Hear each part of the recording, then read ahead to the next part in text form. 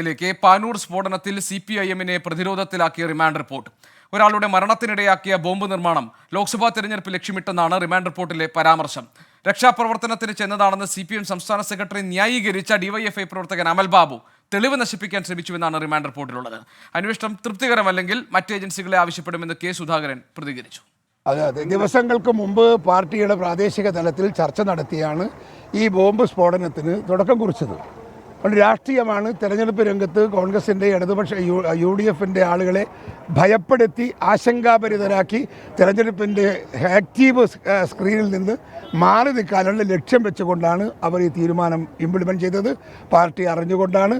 എല്ലാ ആളുകൾക്കും അറിയാം ഇതിൽ റോൾ ആർക്കൊക്കെ എന്നുള്ളതും പാർട്ടിക്കറിയാം. മുതിർന്ന നേതാക്കന്മാർക്കടക്കം ഇതിനകത്ത് അറിവുണ്ട്. അവരെ സമ്മതത്തോടു കൂടിയാണ് ഈ സംഭവം നടന്നത്. അതെ, സമഗ്രമായ അന്വേഷണം വേണം.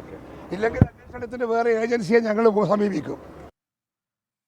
കണ്ണൂരിൽ നിന്ന് സജോ ദേവസ്യ വിവരങ്ങൾ നൽകാനുണ്ട്. സജോ, ഈ ബോംബ് സ്ഫോടനവുമായി ബന്ധപ്പെട്ട് ഒരു കാര്യങ്ങളിലും യാതൊരു ബന്ധവുമില്ല എന്ന് പറഞ്ഞ് മാറി നിൽക്കുകയായിരുന്നു പാർട്ടി. ആ വാദം പൂർണ്ണമായി പൊളിയുന്നതാണല്ലോ റിമാൻഡ് റിപ്പോർട്ടിലെ ഉള്ളടക്കത്തിന് വിവരങ്ങൾ പുറത്തു വരുമ്പോൾ. എന്താണ് റിമാൻഡ് റിപ്പോർട്ടിൽ പറയുന്നത്?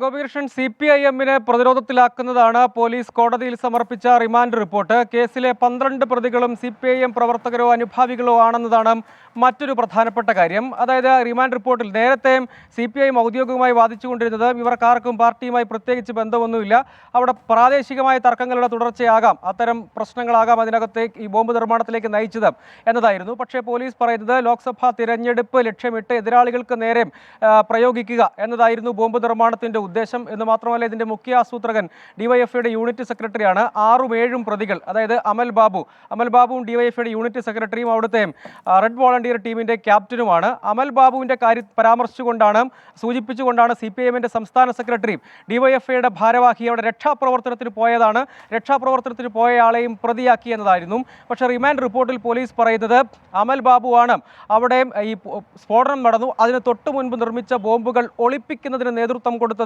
അമൽ ബാബുവാണ് എന്ന് മാത്രമല്ല ഈ സ്ഫോടനം നടന്ന സ്ഥലത്തെ തെളിവുകൾ നശിപ്പിക്കുന്നതിന് വേണ്ടി അവിടെ ഇടപെട്ടതും അമൽ ബാബുവാണ്. അതായത് നിർണായകമായ ഒരു പങ്ക് ഈ കേസിൽ ബോംബ് നിർമ്മാണം, സ്ഫോടനം, ബോംബ് ഒളിപ്പിക്കൽ, തെളിവ് നശിപ്പിക്കൽ, ഇതിൽ അമൽ ബാബുവിന് മനസ്സറിവും പങ്കും സംഭവസ്ഥലത്തെത്തി തെളിവ് നശിപ്പിക്കുകയും ചെയ്തു എന്ന പ്രധാനപ്പെട്ട കാര്യം പറയുന്നു. 6-7 പ്രതികളുടെ റിമാൻഡ് റിപ്പോർട്ട് കോടതിയിൽ സമർപ്പിക്കവെയാണ് ഇതിന് രാഷ്ട്രീയ ലക്ഷ്യമുണ്ട്, ബോംബ് രാഷ്ട്രീയ ബോംബാണ് എന്ന് വ്യാഖ്യാനിക്കാൻ കഴിയും വിധമുള്ള പരാമർശങ്ങൾ ഉൾപ്പെടുത്തിയുള്ള റിമാൻഡ് റിപ്പോർട്ട് കോടതിയിൽ സമർപ്പിച്ചത്.